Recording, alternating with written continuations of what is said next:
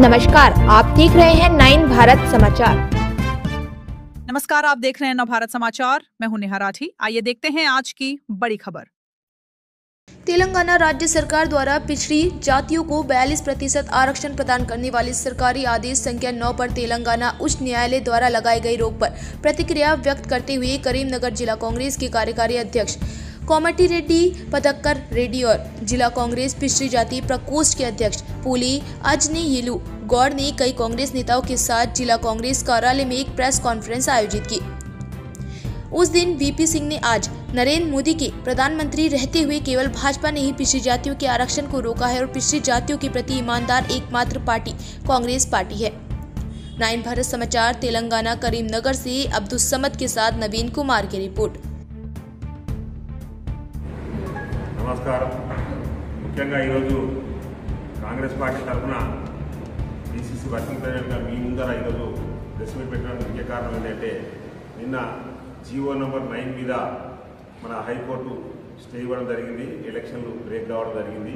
ఇందులో ముఖ్యంగా మనం చెప్పుకోవాల్సిన అంశం ఏంటంటే బీపీసీ ప్రధానమంత్రి అయినప్పుడు మండల కమిషన్ తెచ్చి 27% బీసీలకు రిజర్వేషన్ తీసుకురావడం అనేది మనందరికీ తెలిసిన విషయమే. అప్పుడు కూడా బీజేపీ ఏం చేసిందంటే బీజేపీ ఆ జనతాదళ్తో మిత్రపక్షం మనందరికీ తెలుసు.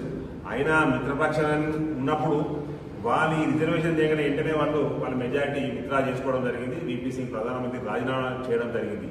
ఇంతకంటే వేరే నిదర్శనం బీజేపీ ఏది బీసీలకు వ్యతిరేకమని చెప్పడానికి ఇంతకంటే నిదర్శనం వేరేది లేదు. కాబట్టి 95 పాయింట్ మనం గుర్తుపెట్టుకోవాలి. ఆ రోజు నుంచి దాదాపు 94-95 నుంచి మొదలు పెడితే ఇప్పుడు 20-25 సంవత్సరాల నుంచి బీసీలకు రిజర్వేషన్ రాకుండా అడ్డుపడేటువంటి ఏకైక పార్టీ ఏదన్నా ఉంది అంటే అది బీజేపీ అని చెప్పడానికి మాత్రమే నేను ఈ విషయం చెప్తా ఉన్నాను. ఇంకొక విషయం, ఇలా బీఆర్ఎస్ గురించి మనం ఇంకో విషయం చెప్పాలి. ఆ రోజు తెలంగాణ తెచ్చింది నేనే ఇచ్చింది నేనటువంటి ఎవరైతే మన కేసీఆర్ గారు మాట్లాడుతూ ఉన్నారో కేసీఆర్ గారికి మరియు కేటీఆర్ గారికి హరీష్ రావు గారికి సూటి ప్రశ్న ఏంటి అంటే ఆ రోజు మీరు పార్లమెంట్లో ఇద్దరు ఉన్నప్పుడే ఆ తెలంగాణ బిల్లుకు మద్దతు ఇచ్చి తెలంగాణ రావడానికి సోనియా గాంధీ కాల్పుకి తెలంగాణ తెచ్చినటువంటి వ్యక్తి మన పొన్నం ప్రభాకర్ గౌడ్ గారు. అటువంటి పొన్నం ప్రభాకర్ అన్న ఈరోజు 42% రిజర్వేషన్ మీద ఇదే ప్రభుత్వం ఆ రోజు సోనియా గాంధీ నొప్పించిండు, ఈరోజు రేవంత్ రెడ్డి గారు నొప్పించి దాదాపు బిల్లు పెట్టడం జరిగింది.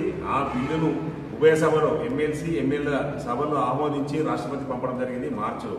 అదేవిధంగా దాని మీద డెడికేషన్ కమిషన్ వేసి ప్రతి ఇంటికి పంపించి ఎలక్షన్ కమిషన్కు ఏ విధంగా అయితే నివేదిక సమర్పించినామో అదేవిధంగా రాష్ట్రపతికి నివేదిక సమర్పిస్తే అది రాష్ట్రపతి ఏం చేసిండు ఆయన దగ్గర ఉంచుకున్నాడు. అది పంపిన తర్వాత ఆర్డినెన్స్ రిలీజ్ చేశారు. ఆర్డినెన్స్ రిలీజ్ చేస్తే గవర్నరు మొన్న సెప్టెంబర్ ఆర్డినెన్స్ రిలీజ్ అయింది. ఇంకా మనకు 3 నెలల టైం ఉన్నది. ఈయన కుర్చీలో పెట్టుకున్నాడు. ఇప్పుడు మళ్ళీ ఏమైంది, ఎలక్షన్ కొరకు నోటిఫికేషన్ కూడా ఈరోజు జీవో నెంబర్ 9 రిలీజ్ చేసి 42% రిజర్వేషన్లకు ఈరోజు చట్టం మేము చేసే ప్రతి పని సామ వేద దండ అన్ని రకాలైన చర్యలు ఈరోజు కాంగ్రెస్ పార్టీ చేసుకున్నది. బీజేపీకి వ్యతిరేకంగా ఉన్నా మంచిదేనని మేము ఈరోజు కొట్లాడుతూ ఉన్నాం. ఇంతకంటే ఎక్కువ మేము చేయాల్సింది ఇంకా ఏమున్నా భవిష్యత్తులో కూడా కాంగ్రెస్ పార్టీ చేస్తానని చెప్తా ఉంది. కాబట్టి తప్పకుండా బీసీలకు ఈరోజు కాకుండా 45% రిజర్వేషన్ ఇచ్చే న్యాయం జరిగే వరకు కాంగ్రెస్ పార్టీ పోరాడతారని కూడా ఈ సందర్భంగా తెలియజేస్తా ఉన్నాను. ఇంకా ముఖ్యమైనటువంటి విషయం ఏంటంటే ఈరోజు మన తెలంగాణలో 8 సీట్లు ఈరోజు మనం బీజేపీలకు ఇచ్చాం. అదేవిధంగా 39 సీట్లు ఈరోజు బీఆర్ఎస్కి ఇచ్చాం. కానీ ఢిల్లీలో సభ జరిగిన ఎక్కడైనా ఓన్లీ అసెంబ్లీలో మాత్రమే మద్దతు ప్రకటిస్తున్నామని చెప్పారు, కానీ బహిరంగంగా వాళ్ళు ఎక్కడా ప్రకటించలేదు. నిన్న అంత హైడ్రామా జరుగుతూ ఉంటే మన కేటీఆర్ గారు ఏం చేసినట్టు ఇలా బస్ వచ్చి అని హైదరాబాద్లో పోయి బస్ భవన్ ముట్టిపోతా ఉన్నారు. అంటే ఇక్కడ బీసీల మీద చిత్తశుద్ధి ఉందా, ఇక్కడ ఏం జరుగుతూ ఉన్నది, ఇక్కడ ఏం జరగాలి, దీని మీద ఆయన పట్టించుకోకుండా ఈ మ్యాటర్ను డైవర్ట్ చేయాలనే ఉద్దేశంతోనే నిన్న బస్ భవన్ ముట్టించిన కేటీఆర్ వేయండు. అదేవిధంగా ఈ రిజల్ట్ ఏదైతే హైకోర్టు స్టే ఇచ్చినటువంటి న్యూస్ రాగానే వెంటనే వాళ్ళు ఇలా కావాలంటే మనందరూ సెల్ ఫోన్లో ఉండవచ్చు మంచి ఎవరికొకరు అలాగే చేసుకొని సంతోషాలు వ్యక్తం చేస్తా ఉన్నారని కూడా సందర్భంగా తెలియజేస్తాను. మీరు మరొకసారి బండి సంజయ్ గారు కావచ్చు, అదేవిధంగా బీఆర్ఎస్ నాయకులు కేటీఆర్ కావచ్చు మరొకసారి హెచ్చరిస్తా ఉన్నాం కాంగ్రెస్ పార్టీ జిల్లా పక్షాన. దయచేసి ఇప్పటికైనా మీరు బీసీలు తింటున్నటువంటి వారి దగ్గరకు వచ్చినటువంటి పల్లెంలో ఉన్నటువంటి ఈరోజు తినే ముద్దను మీరు ఎత్తకొట్టినని కూడా సందర్భంగా నేను తెలియజేస్తా ఉన్నాను. దయచేసి ఇప్పటికైనా మీరు కాంగ్రెస్ పార్టీ సంపూర్ణంగా మద్దతు పలకండి. మేము కూడా కాంగ్రెస్ పార్టీ సంపూర్ణంగా మద్దతు పంపితేనే ఆ రోజు తెలంగాణ రావడం జరిగింది. ఆ రోజు మేము అధికారంలో ఉన్నాం. కాబట్టి ఢిల్లీలో మీకు తెలంగాణ బిల్లును పాస్ చేయించింది సోనియా గాంధీ గారు. ఈ రోజు బీజేపీ అధికారంలో ఉంది కాబట్టి అది ఏంటంటే ఇది సెంట్రల్ గవర్నమెంట్ ఇష్యూ అయిపోయింది కాబట్టి తప్పకుండా బీజేపీ వాళ్ళు చొరవ తీసుకొని బీసీలకు 42% రిజర్వేషన్ చేసి చట్టాలు చేయాల్సిన విజ్ఞప్తి చేస్తా ఉన్నారు. ఇంకొకటి ఏమంటారంటే 69% ఏ విధంగా అయితే జయలలిత తమిళనాడులో చేసిందో మరి మీరు కూడా ఇక్కడ చేయొచ్చు అంటే అప్పటి పరిస్థితులు వేరున్నాయి, ఇప్పటి పరిస్థితులు వేరున్నాయి. అయినా కానీ మేము ఈరోజు బీజేపీ గవర్నమెంట్ ఒకవేళ చట్టంలో ఒప్పుకుంటే తప్పకుండా 42% మనకు రిజర్వేషన్ వస్తుంది.